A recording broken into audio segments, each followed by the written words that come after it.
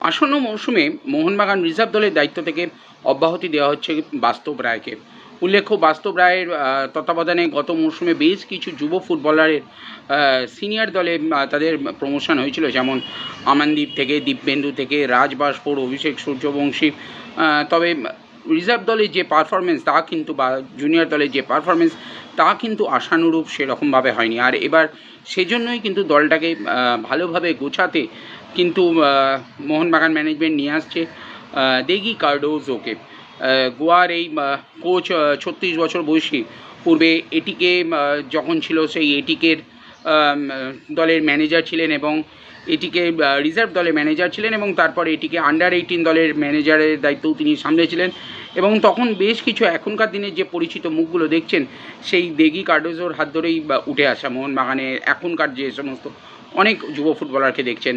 এরপর তিনি দেগি কার্ডোজো চলে যান এফসি গোয়াতে এবং এফসি গোয়া রিজার্ভ দলের দায়িত্ব সামলেছেন, এবং সেই এফসি গোয়ার দেগি কার্ডোজোর হাত ধরে কিন্তু বেশ কিছু ফুটবলারও এবার আসতে চলেছে মোহনবাগানে। আস্তে আস্তে খবর আসবে, সেগুলোও আপনারা জানতে পারবেন। ইতিমধ্যেই আপনারা জানতে পেরেছেন গতকাল বেশ কিছু যুব ফুটবলারকে সই করেছে আগামী আসন্ন মরশুমের জন্য, এবং আরও বেশ কিছু ফুটবলারকে কিন্তু তারা সই করাতে চলেছে, এবং দেগি কার্ডোজোই কিন্তু হতে চলেছেন মোহনবাগান রিজার্ভ দলের কোচ। তবে মোহনবাগান সিনিয়র দলের কোচ কে হবে সেই নিয়ে কিন্তু এখনও জল্পনা অব্যাহত।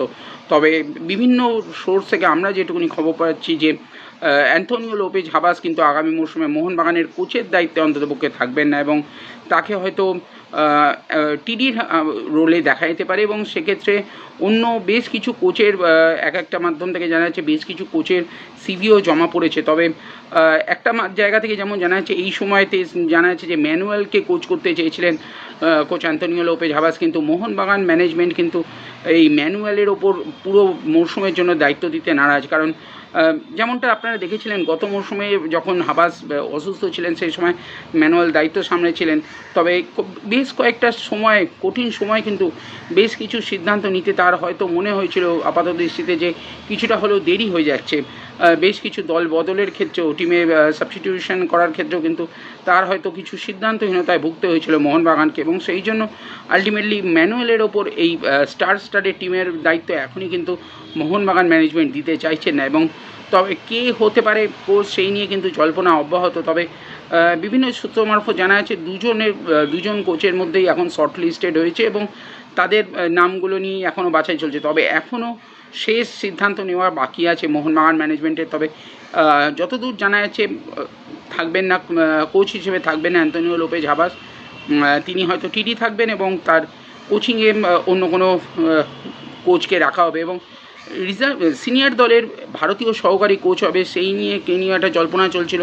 শঙ্করলাল চক্রবর্তী হতে পারেন, কিন্তু কালকে যেমন মার্কোস জানিয়েছেন যে শঙ্করলাল চক্রবর্তীর সাথে কোনো রকম যোগাযোগ হয়নি মোহনবাগান ম্যানেজমেন্টের। তবে কে হতে পারে বাস্তবরা, ক্লিফোর্ড মিরান্ডা যে অন্য কোনো দলে চলে যাবেন সেটা এক প্রকার নিশ্চিত। তিনি হয়তো আই লিগ কোনো দলের কোচিং করাতে চলেছেন, সেক্ষেত্রে তার জায়গাটায় কে আসবেন ভারতীয় কোচ হিসেবে সেটা এখনও কথাবার্তা চলছে।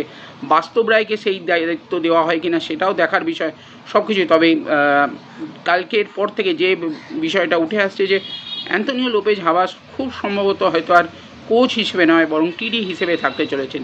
কি হয় সম্পূর্ণ বিষয়টা নজর থাকবে আমাদের। আপনারাও দেখতে থাকুন বিয়ন্ড স্পোর্টস, আর আপনাদের মতামত কমেন্ট করে অবশ্যই জানাবেন।